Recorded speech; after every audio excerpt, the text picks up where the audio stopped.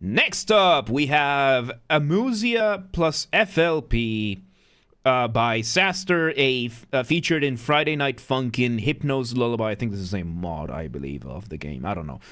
Let me know if it is.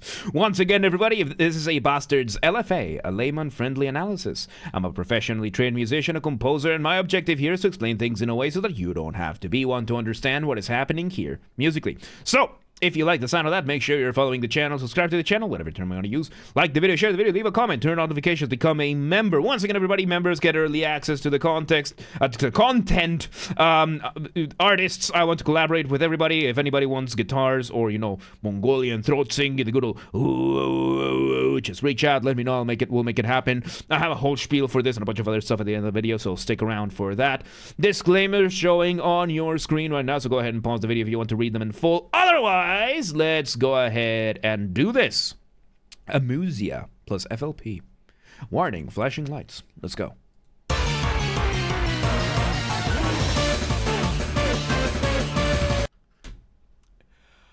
Okay, so this is Pokemon. Very, very much Pokemon. We start with the initial jingle. So, jingle usually is a short start. It could be a jingle, it could be a stinger. Depends on which school you're talking about. So these are both the same in this context. It's a short musical thing that happens. In this case, it's kind of like an introduction. In this case, we could even call it a pickup. To an extent as well. So a pickup is basically the music before the music starts, right? So we have that going on, and we have some sort of battle music. Let me go back a couple of seconds. Let's see. And there we have our initial motif. Motif being the smallest version of our musical idea, the seed, the essence from which everything else comes from, and it is immediately sequenced. So sequencing is a way that you can develop your material with, your musical ideas, which is just repeating a musical idea, a melodic shape from a different point. There's two main ways of doing it. One of them is diatonic, the other one is chromatic. So diatonic means that it stays within your scale. For example, we have the scale of C major over here, right? Like all the white keys of the piano. Which means if we were to use any of the black keys, would be a chromaticism. And Zoe, welcome today. How you doing? So, if we are going to stay within the key of C major, we're going to be playing only the white keys, and that is going to make something diatonic. So if we were to play a very simple motif, right, like C major, like C major, 3 notes. And if we were to play this then sequenced, which is we're going to repeat the melodic shape, we're just going to do it in a different point of the scale, adjusting for the scale that we're in. That's it, and we can continue. And we can do like leaps, right? That kind of thing. However, if we were to say, okay, no, but I want the exact same shape every time, because one thing to know about music is that music by nature is uneven. It is asymmetrical. It is imperfect. There is only one group of notes in music that is perfectly symmetrical, and that is called the tritone, and is the only degree in music, or is the only set of notes in music that is inherently unstable. It doesn't matter what you add to it, it is still going to sound unstable. Whereas something like a dissonance, a minor second, it sounds clashing, it sounds dissonant, but the moment you add anything else, it can sound absolutely beautiful. So yeah, the tritone is the only thing that is symmetrical in music. So by nature, that means that a regular scale is going to have uneven sets. There's an entire mathematical formula to how major scales work. But if we were to then do the sequencing with the melody being done chromatically instead of diatonically, we would be having, and we would be keeping the exact same shape and not adjusted to the key that we are in. So I think chromatic is the right tone. There might be another, it might be another term. I might be wrong on that one, but I think it's chromatic. So yeah, either way, we have this going on. Let's see where it goes.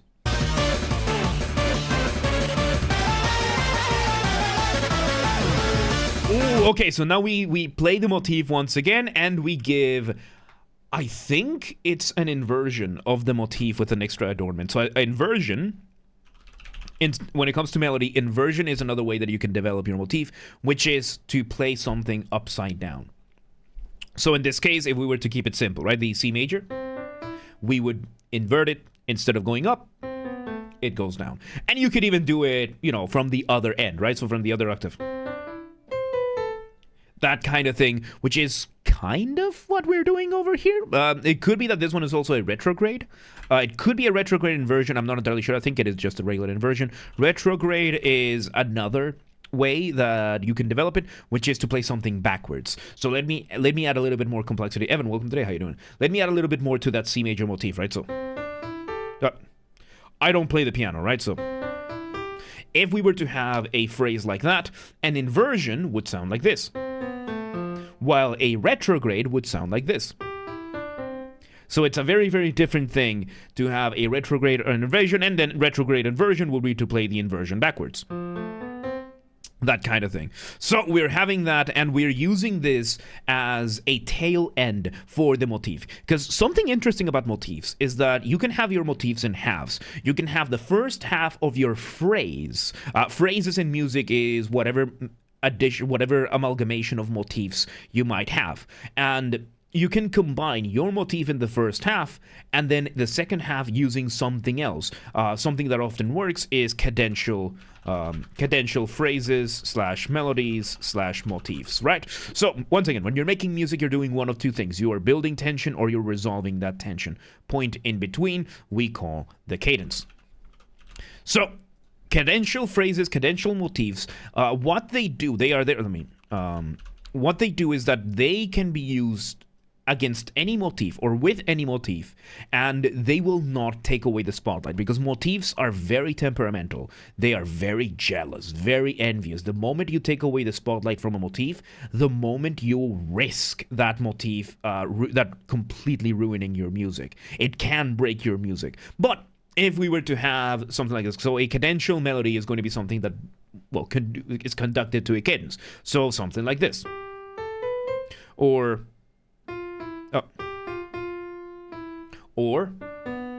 we can use any of them to the motif that we used, right? So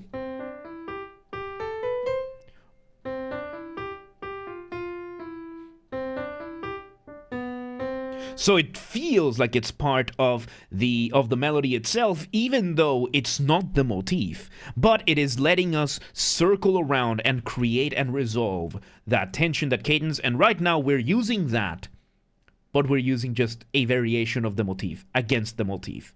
Really cool. Let's see where it goes. And in the meantime, we have a drum beat in the background doing its thing. Oh, there we go. So now we engage in a little bit of rhythmic displacement.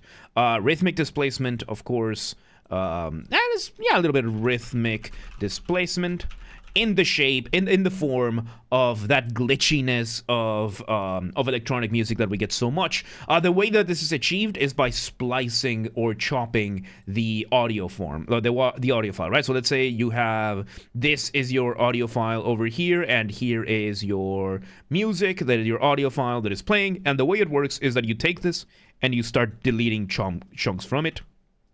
And sometimes it can be random, sometimes it's deliberate, and these little chops over here are going to give you the effect of what is called a kill switch. A kill switch is originally something done in the guitar, which was a button that you could play that would cut off the sound. You press the button, it cuts off the sound. You let go of the button, the sound comes back on. An artist that uses it insanely well is Buckethead. Buckethead has released so much music where he uses a kill switch on his guitar. So now we're using a kill switch-like technique over here to give that glitchy sound to this. And now, of course, we have the drum beat giving us a very cool beat. We have a bass line doing its thing, and it's mainly the melody. Let's see where it goes.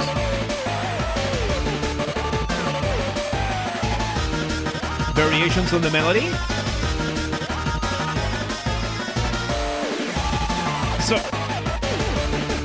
So we are now having some guitars doing the things. C-Slice, congratulations, welcome to the naughty list. So we are having we're having some guitars giving us a little bit of extra accompaniment. Accompaniment, of course, accompaniment Accompaniment is the backing band. They are not the focal point. They are not taking the spotlight, but they are there to make, well, to accompany the rest of the band. They are supplemental, complementary to what is being played. So we're having this, and right now there's no real instrument taking the spotlight right now. We have some melodies bouncing back and forth, giving us a little bit of extra development of the motifs, and let's see where this goes. Yes, it's nice, yes. We sequence this whole thing. Right, so in the game, I forget this is how FNF plays. So now we are having the gameplay part of the game happening, which is usually a call and response based thing. So call and response is a musical conversation, which is very conducive for what FNF does a lot for, right? So call and response, very simple. You have one side that does the call, it stops. The other one does the response, it stops. Back and forth, call, response, very simple. And right now we're having these two, which usually it's like two battling sides in these kinds of things, battling it out, doing small variations of the motif, kind of like doing rap battles. That's my understanding of the game. So we are both emulating rapping, so we're doing a lot of repeated notes, a lot of that rhythmic displacement, while still trying to keep some semblances of those motifs that we've been using so far. That in addition to everything else. So really, really, really cool. And in part, it also sounds like a little bit of a solo as well, yeah. So let's see where this goes.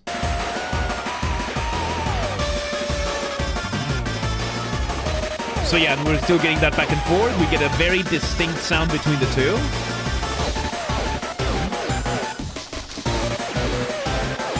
Rhythmic displacement over there when the drums were playing alone. Escalation over here, we're building up. We resolve it. We slow down the rhythm a little bit. And now we are playing an elongated version of the motif. So elongation being another way that you can develop your material when you slow down something. So let's bring back the example of the motif that we've been using. If we elongate this motif, that means it's going to take longer to play. So it just takes longer. The opposite of elongation, of course, being reduction. Which, you know, we have the original, the elongation, and the reduction. So yeah, we're having elongated version of this playing over a new drum beat. Really cool. Let's see where it goes. Wait. Rap battling to get your girlfriend's dad to actually accept you? Canon lore? You mean like in FNF? Is that actually is that actually true? Oh my god, that's awesome. I mean, in my case, in the main game, that's actually lore in the main game. Just cook a steak for the family, dude. Just learn how to make a good steak, cook for the family. Like, you don't let them invite you to dinner. You invite them to dinner, you make them a steak. You make them such an incredibly good steak that they will just beg for more. They'll be like, oh god, no, if we reject you, that means no more steak like this. And that's it. That's it. What if they're vegans? Well, if they're vegans, they get two options. Make do or fuck off. So yeah, no, if they're vegans and they tell you, oh, we're actually vegan, and they don't accept your steak dinner, then bullet dodged. Let's see where this goes. Okay, so we're doing the inversion. There's even some, maybe there you go. So we're continuing the rap battle now. So we bring this over to a more distorted part. We have a little bit more static, getting a little bit in the way of some of the notes, giving us this, I don't know, it's kind of giving me like Lavender Town vibes, this part. So if they're vegan, then you got the wrong girlfriend, 100%. I mean, unless the girlfriend is not vegan. Like, if she's a carnivore and the parents are vegan, then you got the right person. But otherwise... Look, there's two types of vegans. The political vegans and the people who pretend to be vegans. Let's see where this goes.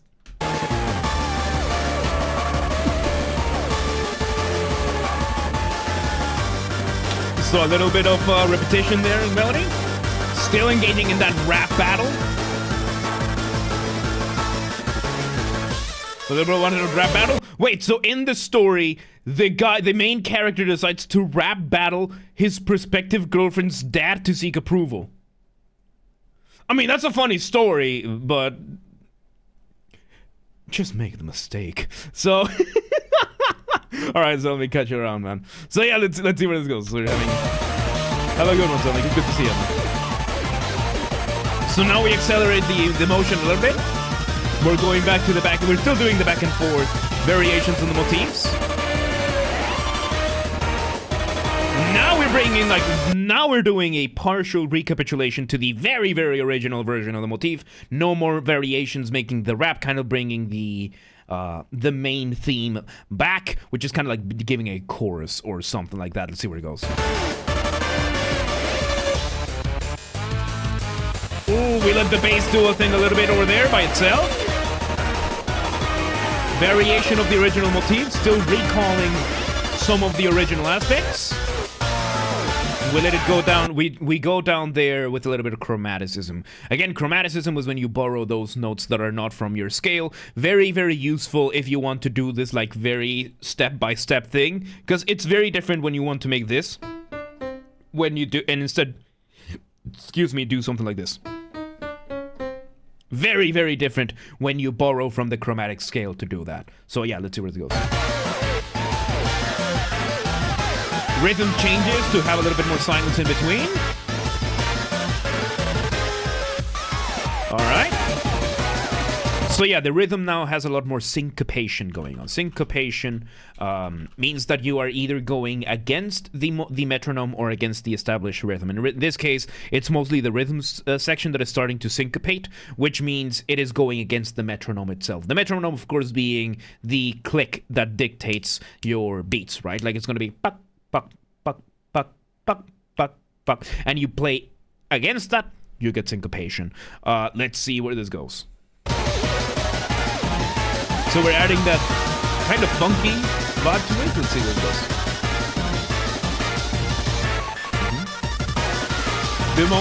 The little moment over there of going off the ramp. Off the ramp, of course, being a colloquial term that I use. Colloquial, by that I mean there's no official academic definition for this, or at least I'm choosing not to use it for the sake of simplicity. And off the ramp is what I call a transition. It can be as short as a couple of beats as it was over here. It can be as long as an entire section. Depending on the piece. The purpose of it is to make your listener feel suspended up in the air at the mercy of inertia, kind of like going off a ramp. How do you do that? Remove the drums, maybe the bass as well, or as many layers as you want. Usually, sometimes you can leave just one, right? So, funky and five night funking, I know, right? So yeah, let's see where it goes. So we hold this, everything kind of breaks down. We're not done. We have the static coming back. We change to a completely...